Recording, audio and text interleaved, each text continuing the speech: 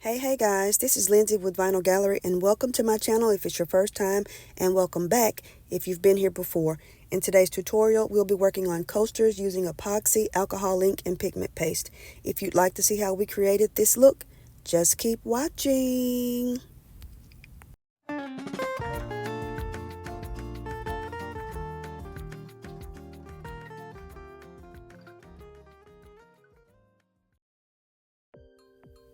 So we'll be starting off with 4 geode style coasters that I purchased from Amazon, and to make these coasters we used Let's Resin's Fast Cure 1-to-1 epoxy. Now I've already mixed up my epoxy off screen and I'm using a temperature gun to check the temp of the epoxy. I normally pour when it's about 37 to 38 degrees Celsius. I'm also using Let's Resin's alcohol ink in the colors yellow, purple, and I'm not sure the other name, but it turned out red. And also this glitter glass that I purchased from Amazon as well.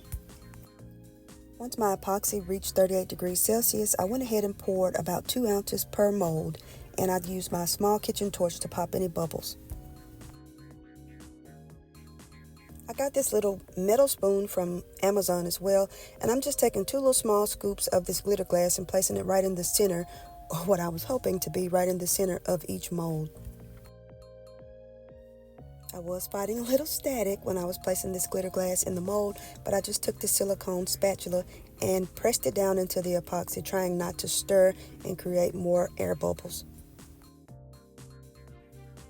I love using this glitter glass because it doesn't float. It's heavier than glitter, so it doesn't float. And once I get it all placed down, I'm just going to retorch again using my kitchen torch on the lowest setting just to pop any bubbles that I create.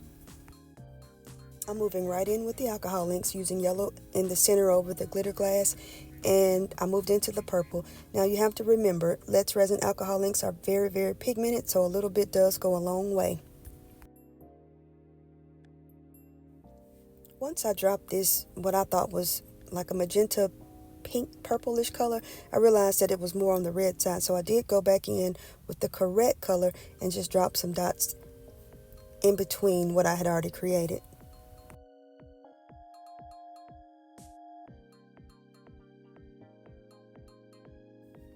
Once I had all of my alcohol ink down, I just took this silicone spatula again, and I'm only working on the surface, just spreading it around, trying to get rid of some of the harsh lines that I created when dropping the alcohol ink. Now for the part that is not on film, because I thought I was recording and my camera had died, I used 1 ounce of clear resin and 1 small teeny tiny dot of Let's Resin's white pigment paste to create my petals. I placed the 1 ounce of epoxy in a piping bag, and we're just going in a cinnamon roll style swirl, starting in the center all the way around to the edge of the molds. Even though I'm using a fast curing epoxy, you still have plenty enough working time. Once I get all of my swirls down, I'll then go back in and retorch it just to make sure I didn't create any micro bubbles, and then we'll start creating our flowers. I am using a technique that I got from Naptime Creations here on YouTube, and she references this technique as using the face of a clock.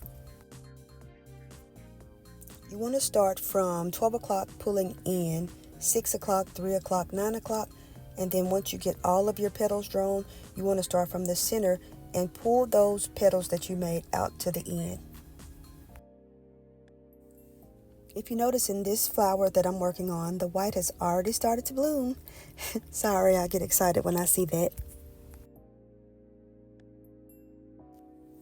I'm going to do each flower the exact same way, and don't forget to swirl your center once you're done making your petals. Now this technique, you have to be very light-handed. You definitely do not want to push all the way through to the bottom of the mold when making your petals. You only want to work on the very top surface, just enough to grab and pull the colors in the direction that you want them to go in. Once you get all of your petals drawn and you're happy with the way it has turned out, you just give it another quick torch and you'll let this sit and dry for about 4 to 6 hours. Now we'll be moving on to the second layer of these coasters. These coasters took about 6 hours to fully cure, and I mixed up another 8 ounces of epoxy, and I'm going to mix in some of 4K Glitter Co's no name silver holographic chunky mix, and we're just going to stir this right into the epoxy. Now, if you know me, you know that I sometimes struggle with naming new glitter. This is a brand new glitter for 4K Glitter Co, and I do not have a name for it, so drop me some hints or some names in the comments. If I pick your name, I'll send you a free bag of this glitter. Once we have our glitter mixed into our epoxy, I'm just going to go right in and apply another 2 ounces to each mold. You definitely don't want to overfill these molds because you'll have a hard time, speaking from experience, of demolding once they have cured. Another thing that you might want to be careful of is when you're drawing your petals, make sure you don't pull epoxy over the edge of your mold. You'll have a tough time demolding that way as well. Once this epoxy levels out, we'll just give it another quick torch and let these cure. I did let these cure overnight, but you can demold these in about 4 to 6 hours. Now y'all, the whole time I was taking these out of these molds, the only thing I could think about in my head was, please don't be ugly, please don't be ugly. So I was really struggling trying not to look at them before I had them all out of the mold.